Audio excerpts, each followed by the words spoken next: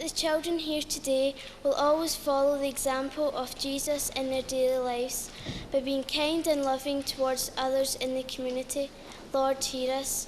Lord, graciously hear us. We pray for all those in our community who are less fortunate than ourselves, especially those who are ill.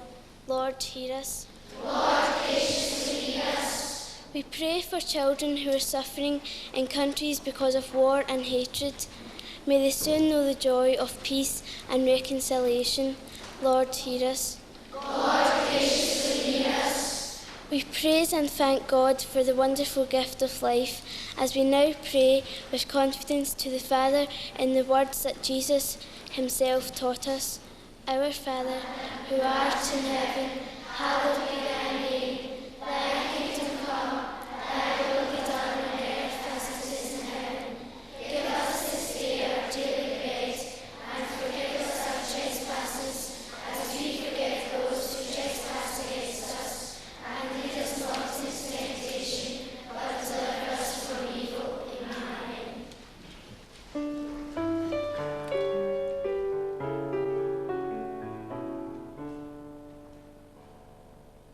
Make us worthy, Lord.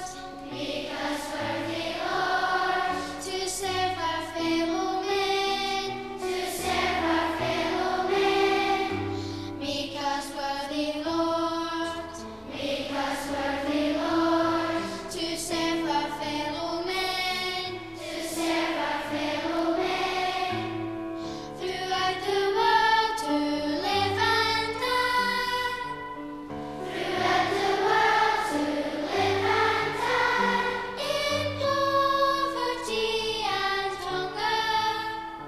In poverty and hunger. In poverty and hunger. In poverty and hunger.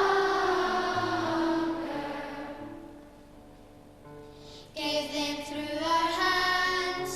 Give them through our hands. This day their daily bread. This day their daily bread. Give them through our hands. Give them through our hands.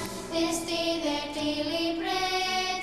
This day their daily bread. And by your understanding love. And by your understanding love, give peace and joy. Give peace and joy.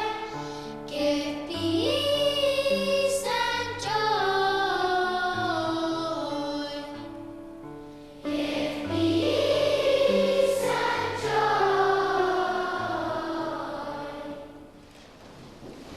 One day, while Moses was taking care of the sheep and goats of his father-in-law Jethro, he led the flock across the desert and came to Sinai, the holy mountain. There the angel of the Lord appeared to him as a flame coming from the middle of the bush. Moses saw that the bush was on fire, but that it was not burning up. This is strange. Why isn't the bush burning up? I will go closer and see. When the Lord saw that Moses was coming closer, he called to him from the middle of the bush. Moses, Moses, Yes, here I am. do not come any closer. Take off your sandals, because you are standing on holy ground. So Moses was asked to go to Egypt and speak to God's people, Israel, but he still had doubts. But suppose the Israelites do not believe me and they will not listen to what I say. What shall I do if they say you did not appear to me? God was convinced that Moses was the man for the job, but Moses was full of excuses. No, Lord, don't send me. I have never been a good speaker and I haven't become one since you began to speak to me. I'm a poor speaker, slow and hesitant. Who gives man his mouth? Who makes him deaf or dumb? Who gives him sight or makes him blind? It is I, the Lord. Now go, I will help you to speak and tell you what to say. Well, something happens in the month of January. The shops seem to have so many things they want to sell that they put them all on reduced prices. And if you go into any of the big cities, it's pandemonium. People out want to throw away their money, buying whatever the shops have to offer.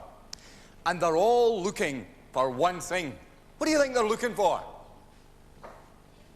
Sales. What else? Money. Bargains. You've got it. Top of the class. They're all looking for a bargain. That's the most important thing. That's something that they've desperately wanted. And suddenly they see it at a reduced price. And out comes the money and they buy it. They're looking for a bargain. But you know, there's maybe another way that we can look at this word bargain. Sometimes you and I can strike a bargain. If I agree to do something for you and you agree to do something for me, we might agree on that. That's a bargain. Or perhaps one day the teacher says to you, right, what I want you to do is work real hard this morning. We get stuck right into the maths problems. And this afternoon, we can take it easy. And if you're really good, I'll take you off to the baths. That's a bargain. Well, you know, Moses really believed that he had a bargain with God. Oh, this bargain started way off with Abraham and the talk of the promised land, but it took another stage when God began to speak with Moses. This morning, we're going to eavesdrop on that conversation between God and Moses. Just listen. Hello there, Moses. I have a job for you. I'm ready. I've been waiting for this day. I'm your man. What is it? Tell me quick. I want you to get down to Egypt and tell Pharaoh that it's time he let all my people go. You can't be serious. But God was serious, and Moses had to go and do the job that was intended for him. But you know, as you've heard, there was another player in this great drama, and his name was Pharaoh. He was a king, he was an important guy, but these things are no obstacle to those of us in Bonhill. And so at great expense and at considerable distance, we have Pharaoh here this morning. Pharaoh, come on down. It is indeed, sir, good to see you, Your Majesty. We're glad you're here with us. It's my pleasure. Tell me about these Israelites, Pharaoh. Is there any chance that you might let them away for a wee holiday? Perhaps a wee chance to find out this promised land that they keep talking about? No way. Here they are and here they stay. I hear there's a fella called Moses, and he's trying to speak to you, and in fact, he's trying to get you to change your mind. What chance is he of success? Here they are and here they stay. Thank you very much, Pharaoh. It's been nice talking to you. Well, you see, he wouldn't change his mind, but God indeed changed his mind for him. And this bargain, this plan for all of mankind, took a little step forward.